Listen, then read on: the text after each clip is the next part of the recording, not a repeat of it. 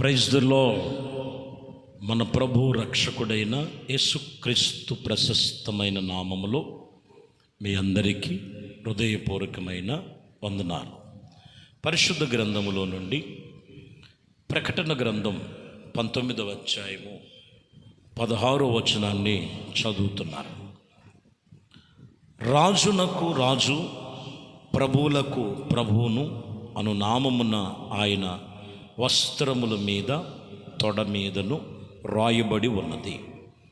చూడండి, వాస్తవానికి మరి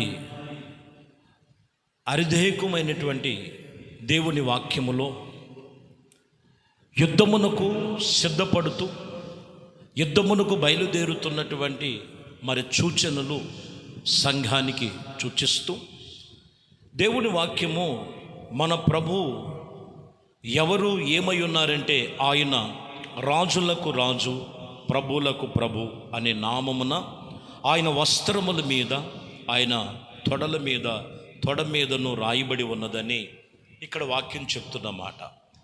యేసుక్రీస్తు ఎవరు అనేది మనం చూస్తే ఆయన రాజులకు రాజు, రాజులకు రాజు.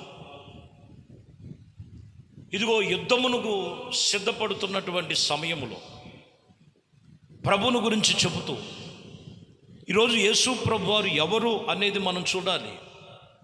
ఆయన రాజులకు రాజు, ప్రభువులకు ప్రభు అయి ఉన్నారు. ఆయన సర్వము సమస్తము ఆయన మూలముగానే నియమించబడి ఉన్నవి.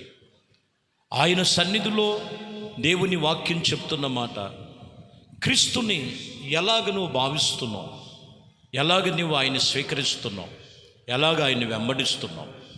ఎందుకంటే అదే ప్రకటన గ్రంథములో 17వ అధ్యాయము 14వ వచనంలో, ఇదిగో మీరు గొర్రెపిల్లతో యుద్ధము చేతురు గాని గొర్రెపిల్ల ప్రభువులకు ప్రభువును రాజులకు రాజులై ఉన్నాడని, ఇదిగో తానుతో కూడా ఉన్నవారు, పిలవబడిన వారు, ఏర్పరచబడిన వారు, నమ్మకమైన వారై ఉందురని ఆయన ఆ రాజును జయించను అని రాయబడి ఉంది. ఖచ్చితంగా యేసు ప్రభు వారు ఎవరు అనేది మనం గమనించినట్లయితే ప్రభువులకు ప్రభు, రాజులకు రాజు అయి ఉన్నాడటువంటి దేవుని సన్నిధిలో ఆయనతో ఉన్నవారు కూడా పిలవబడిన వారు, ఏర్పరచబడిన వారై ఉన్నారని వాక్యం ఇక్కడ చెప్తున్నమాట. కాబట్టి ఎందుకు మనల్ని పిలిచాడు, ఎందుకు ఆయన ఏర్పరచుకున్నాడు, ఎందుకు నిన్ను రమ్మని పిలుస్తున్నాడంటే ఖచ్చితంగా లోకములో ఉన్నది మొదటిగా నువ్వు జయించాలి. యేసు నామములో నువ్వు లోక సంబంధమైన వాటిని జయించాలి. నువ్వు లోకములో ఉన్న వాటిని జయించకపోతే జయ జీవితం అనేది నువ్వు చవిచూడవు. ఏం జయించాలి? మనం ఆరాధిస్తున్నటువంటి దేవుడు కామ, క్రోధ, మదమత్సర్యము లేనివాడు. పాపమును చేస్తూ లేకపోతే పాపము లేదని చెప్పుకునేటువంటి దేవుడు కాదు ఆయన. ఆయనలో ఏ పాపము లేదు. మనుషుల యొక్క పాపములు ఆయన భుజముల మీద వేసుకున్నాడు. ప్రతి మనిషి యొక్క పాపములు, ఆ పాపము నుంచి విడిపించడానికి సిలువలో ఆయన పాపములు, ప్రతి మనిషి యొక్క పాపము సిలువ అనేటువంటి మానును ఆయన భుజముల మీద వేసుకొని దేవుని గొర్రెపిల్లగా, వదకు తేబడిన గొర్రెపిల్లగా వెళ్ళాడు. కానీ రాబోతున్నాడు ఎలాగంటే రాజులకు రాజు, ప్రభులకు ప్రభుగా ఆయన తిరిగి మరలా రెండో మారు రాబోతున్నాడు ఆయన. కాబట్టి ఈ ప్రభు రాకడను మనము స్వీకరించి ప్రభు రాకడ కొరకు మనం సిద్ధపడే వారం ఎవరై ఉన్నామంటే ఈ లోకములో ఉన్న పాపములు, వ్యసనములు, బలహీనతలు, లోపములు జయించిన వారమై ఉండాలి. ఉండినప్పుడే దేవుని యొక్క ఆయన జయము నీలో నువ్వు చవిచూడగలుగుతావు. 1 తిమోతికి రాసిన పత్రికలో 6వ అధ్యాయము 15వ వచనములో మనం చదివితే, శ్రీమంతుడు అద్వితీయుడగు సర్వాధిపతి యుక్తకాలము యందే ఆ ప్రత్యక్షతను కనపరుచుచున్న ఆ సర్వాధిపతి అయిన రాజులకు రాజును, ప్రభులకు ప్రభు ఉన్నాడు. ఇక్కడ పౌలు గారు కూడా రాసినటువంటి మాటలు. ఆయన ఎవరంటే సర్వాధికారి, సర్వాధిపతి. యుక్తకాలములోనే ఆయన ప్రత్యక్షతను కనపరుచును. ఆ సర్వాధిపతి అయినటువంటి రాజులకు రాజు, ప్రభులకు ప్రభు అయినటువంటి శ్రీమంతుడైనటువంటి యేసుక్రీస్తు ఈరోజు మనము దేవుడుగా మనము స్వీకరించుటకు ఏమాత్రము సందేహము అవసరము లేదండి. సందేహపడాల్సిన పని లేదు. ఎందుకంటే ప్రియమైన దేవుని బిడ్డలారా, ఆయన ప్రత్యక్షత రెండోసార్లు ఆయన ప్రత్యక్షమవబోతున్నారు. ఆయన నువ్వు జయించాలి, శరీరేచ్ఛలను జయించాలి, లోకేచ్ఛలను జయించాలి, భోగేచ్ఛలను జయించాలి, యవనేచ్ఛలను జయించాలి, పాపేచ్ఛలు జయించాలి. పరిశుద్ధమైన జీవితము, శ్రీమంతుడైన యేసుక్రీస్తుని ఇదిగో నీవు సర్వాధిపతి అయినటువంటి దేవుని యొక్క ప్రత్యక్షతను చూడగలుగుతావు. దేవుని వాక్యం చెప్తున్నటువంటి సంగతి ఇదే. ఎందుకంటే 19వ అధ్యాయంలో ప్రకటనలో 12వ వచనములో మనం చూడొచ్చు. ప్రియమైన దేవుని బిడ్డలారా, ఆయన నేత్రములు అగ్ని జ్వాలలు వంటివి, ఆయన శిరస్సు మీద అనేకమైన కిరీటములు ఉండినని రాయబడినట్లు ఒక నామము ఆయనకు కలదు. చూడండి, ఇక్కడ ఆయన నేత్రములు అగ్ని జ్వాలలు వంటివి, ఆయన శిరస్సు మీద అనేకమైన కిరీటములు ఉంచబడినట్లుగా రాయబడి ఉన్నది. కాబట్టి ఆయన కనుదృష్టి మేరకు కాదని ఏమి చేసినా ఏ మనుషుడు తప్పించుకోలేడండి. ఏ మనుషుడు కూడా ఆయన కాదని ఏమీ చేయలేరు.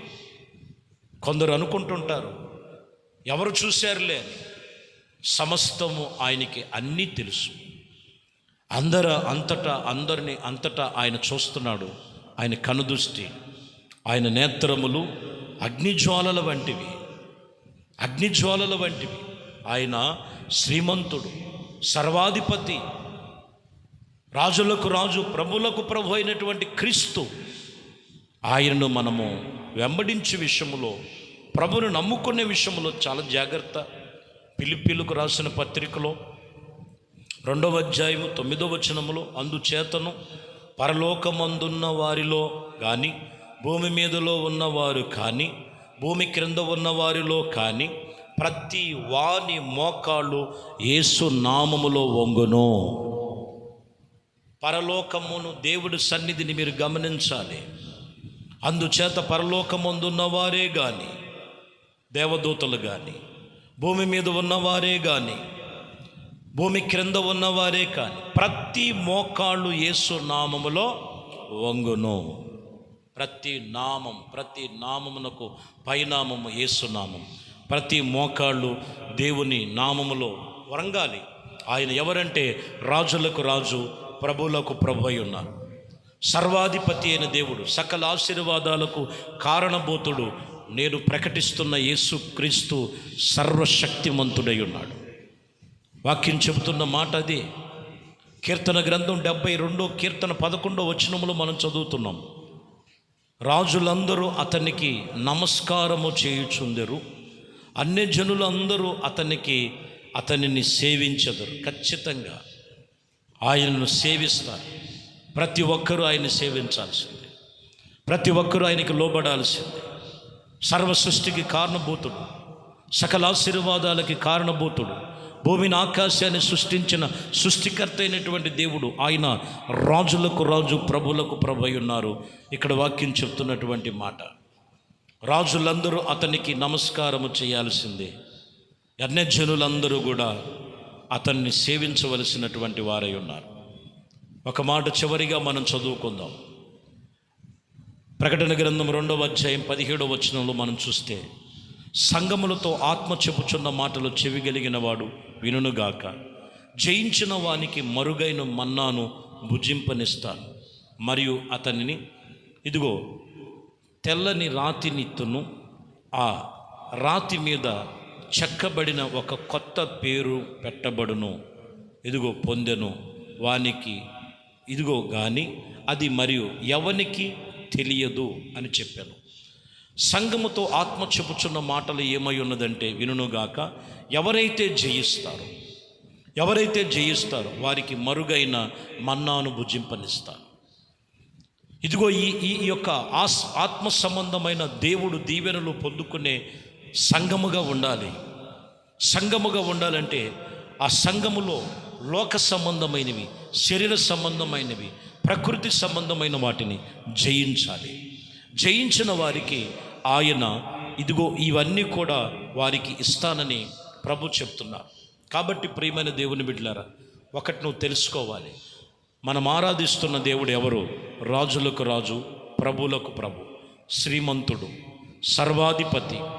సకలము ఆయనకు నమస్కరించవాలి, ఆయనను సేవించవలెను. ఇదిగో ఆయన సన్నిధిలో ప్రతి ఒక్క మోకాళ్ళు వంగి ఆయన నామమును ప్రతి ఒక్కరు కూడా ఇదిగో స్మరించాలి.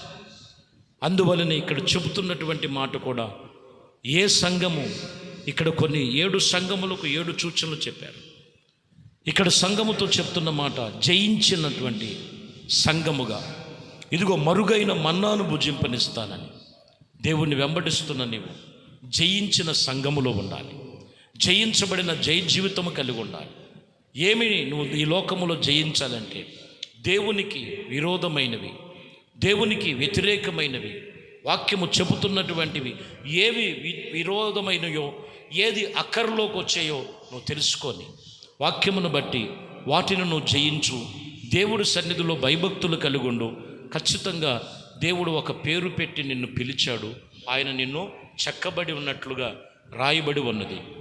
కాబట్టి ప్రియమైన దేవుని బిడ్డలారా, యేసు ప్రభు వారంటే ఆషామాషాగా ఏదో ఒక 4 నెలలు, ఒక సంవత్సరమో, ఏదో ఒక 2 సంవత్సరాలు అని భక్తి చేసి కొంతమంది భక్తిహీనతలోకి వెళ్ళిపోతున్నారు. భక్తిహీనత అంటే వాళ్ళు ఎవరో లోకస్తులు కాదండి. కొన్ని రోజులు భక్తి చేసి ఆ భక్తిలో రోజు రోజుకి భక్తిహీనతలోకి వెళ్ళిపోయేవారు పరిస్థితి లోకములో ఉన్న వాటిదే కాదు, వాళ్ళలో కలుగుతున్న వాటిని కూడా జయించలేరు.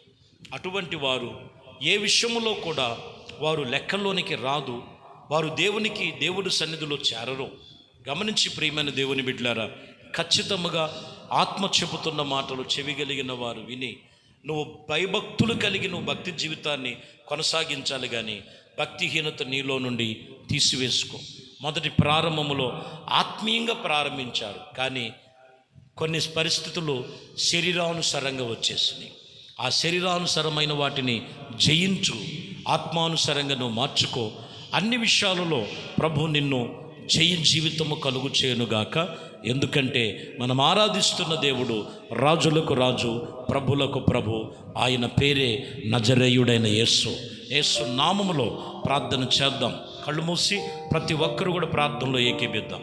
పరిశుద్ధుడా, ప్రేమ కలిగిన తండ్రి, దయగలిగిన మా ప్రభువా, మీ శ్రేష్టమైన పరిశుద్ధ నామమును బట్టి మీకు వందనాలు తండ్రి. ఇదిగోనైనా రాజులకు రాజువు, ప్రభులకు ప్రభు, శ్రీమంతుడవు, సర్వాధికారివి. ఇదిగోనైనా నా ప్రభు, మీ నామములోనే ప్రతి మోకాళ్ళు వంచి ప్రార్థించే ధన్యత, జయించే ధన్యత, ఇదిగో లోకములో ఉన్న వాటిని తొలగించబడేటువంటి ధన్యత మీ బిడ్డలకు దయచేయండి. ఎవరైతే వెనకపడిపోయి ఉన్నారు, ఎవరైతే మీ సన్నిధికి వచ్చి భక్తిహీనులుగా ఉన్నారు, అట్టి వారిని మీ రాకడ అతి సమీపముగా ఉన్నది. ఇదిగోనైనా నా ప్రభువా, అయ్యా, మరి మీ రాకడ కొరకు సిద్ధపడే సంఘముగా, జయించే సంఘముగా, ఆత్మపూర్ణమైనటువంటి సంఘముగా మీరు కట్టబడును గాక. మీ కృపలో స్థిరపరచమని, మహిమ ఘనత ప్రభావాలు మీకే పొందుకోమని నజరేయుడైన యేసుక్రీస్తు నామములో ప్రార్థించి వేడుకొనుచున్నాము తండ్రి. ఆమేన్. ప్రభు మిమ్మల్ని దీవించి ఆశీర్వదించునుగాక. ఆమేన్.